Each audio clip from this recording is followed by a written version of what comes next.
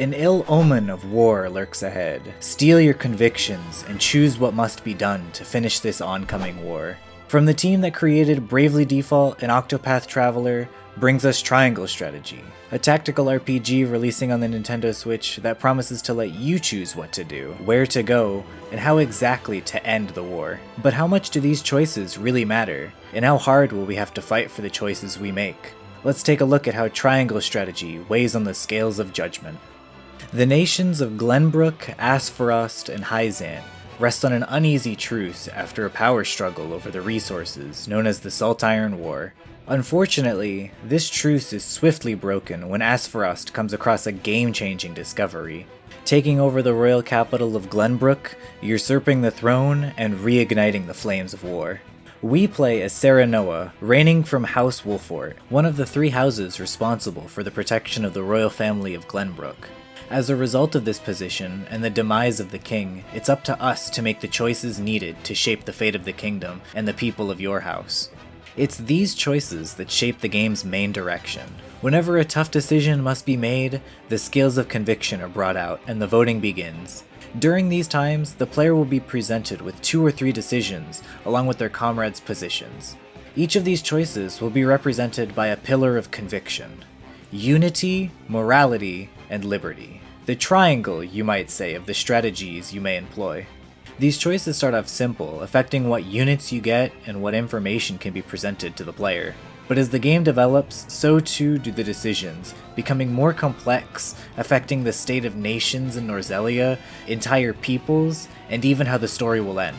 But these choices don't just affect the story's narrative. Each choice will also dictate the maps and missions the player will have to overcome. Decisions are made as a team, so it's up to the player to sway their comrades' votes towards their goal and affect the direction the story will take. And I appreciate how this phase is executed. When talking to the characters, you hear their stances and opinions, adding more to their character and their perception of the world around them.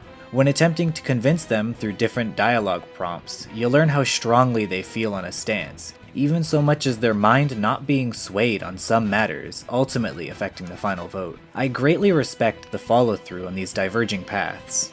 They already create replay value for the narrative alone, but having different missions makes going back even more fun, as you'll find yourself experiencing something completely new. The maps also reflect the difficulty presented from a decision made. This can be seen in Chapter 13. Taking the tactically superior option of blowing up the dam to flood the royal city and destroy the enemy soldiers allows the player to sneak past the enemy lines and complete the mission without much conflict. But this also results in heavy damage to the city, a problem the people must now face. Whereas taking a more moral option like reporting illegal salt trade over participating in it forces you to take more steps and participate in undesirable fights to obtain the evidence needed for the claims.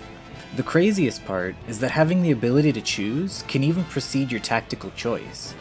An easy example of this is in Chapter 7. You're given a weapon that will help you defend the Crown Prince and fight off the enemy's onslaught, but the weapon also comes at a great cost: the houses of your people, and they will greatly struggle, but if you don't, the chapter becomes very difficult very quickly. The game keeps true to your choices as well, reminding you of your ability to keep the village in one piece, or the repercussions of such advantages, and it leads me to contemplate each of my decisions. Triangle Strategy's overall gameplay style is highly reminiscent of the Final Fantasy Tactics series. The character turn order is dictated by a speed stat rather than swapping players. The units that go next are displayed on the chart and is updated in real time depending on any change that would happen to their position and speed stat.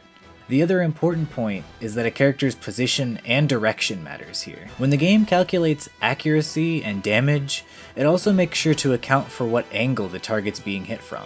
If a unit's getting attacked from the front, they'll be more likely to dodge the attack, and if it's from behind and the hit connects, they'll take more damage from a guaranteed critical hit. This adds its own layer of complexity that I enjoyed, as it forced me to put more thought into where my units need to be, as if I'm not careful, they could get easily flanked and killed. The game possesses a large variety of different goals and failure conditions, which I appreciated. From routing the enemy, to securing an area, to protecting a unit, to preventing several bombs from exploding. All these different objectives force you to think in an as ever-changing way as the objectives themselves provide. But what matters most in helping overcome these challenges are the units you need to command. Triangle strategy houses a diverse array of characters to obtain, each unit fitting into a role of their own. Classes like Strategist, Acrobat, Shamaness, Artisan, and Wordsmith are really just a few of the many characters that pique my interest and increase my desire to explore the various different uses each one holds. And these classes are balanced in such a way that it's to your benefit to consider each one's use as well, even among those with general overlap like bow classes.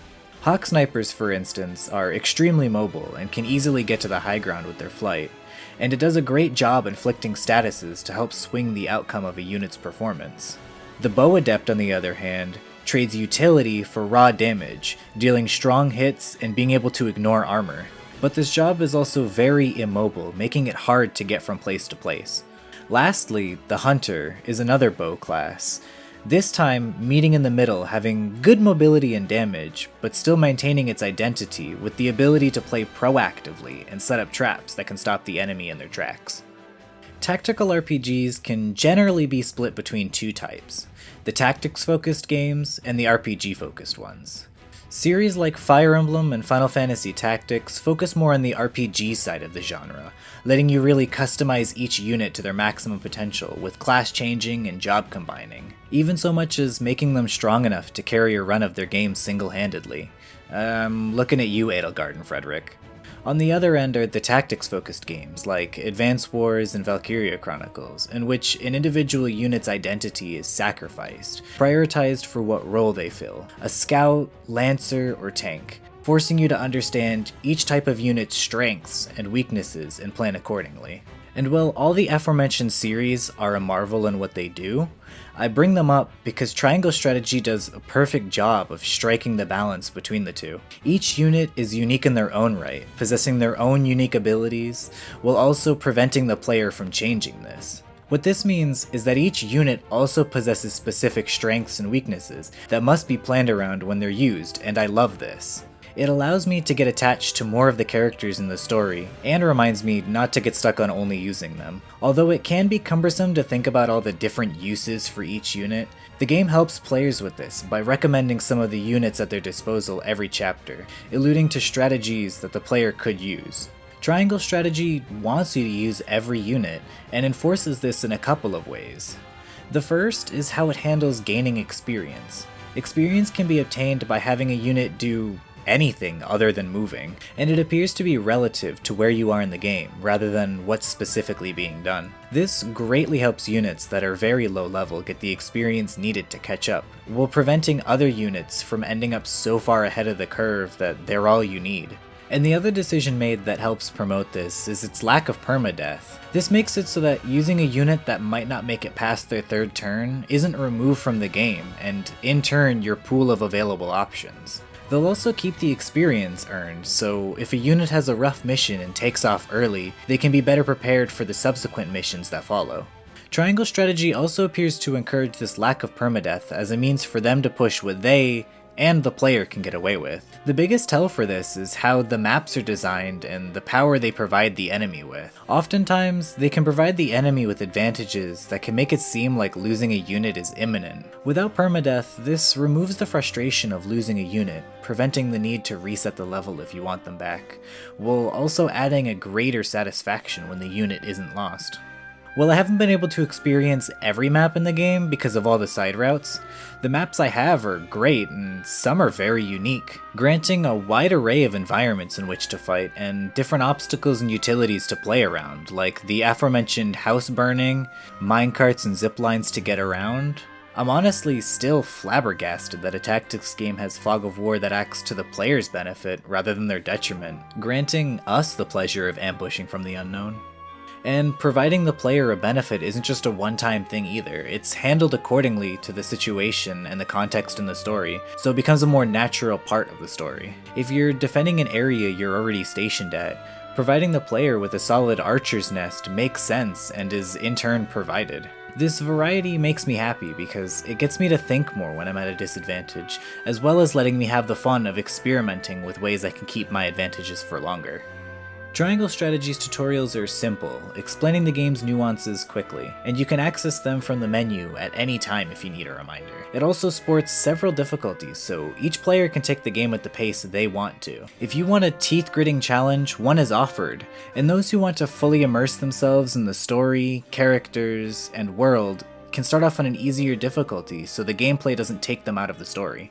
Triangle Strategy even lets you change the difficulty mid-game, allowing you to adjust your experience to your liking, making it easier for newcomers to pick up and play.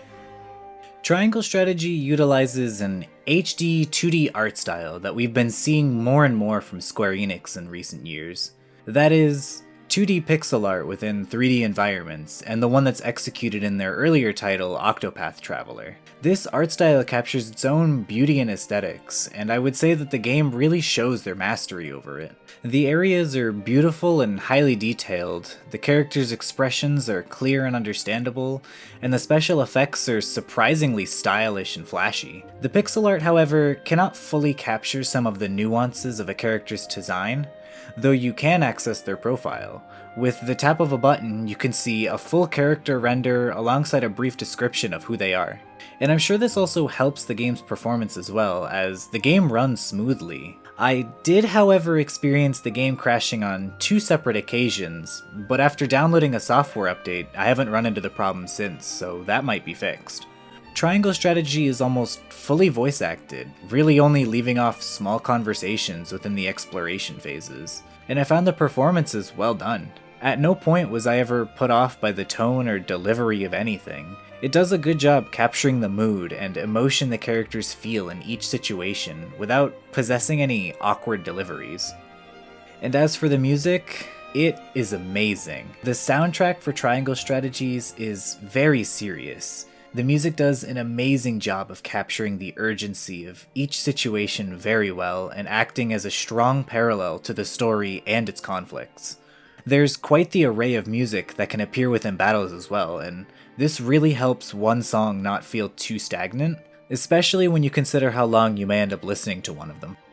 Triangle Strategies promised a game where your choices matter and affect the outcome of all in Norzelia, and it delivered just that.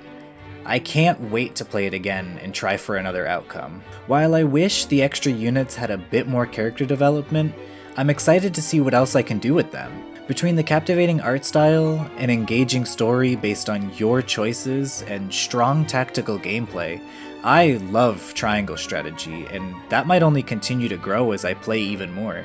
If you're still on the fence about getting Triangle Strategy, you can check out the game's demo available on the Nintendo Switch eShop, which lets you transfer your save data over to the main game. Thank you all for watching. What do you think about Triangle Strategy? Were you going to get it regardless, or have you given the demo a try? Let us know in the comments, and be sure to subscribe to GameXplain for other gaming-related topics. Check out the videos on the right for more you might be interested in. Until next time, take care.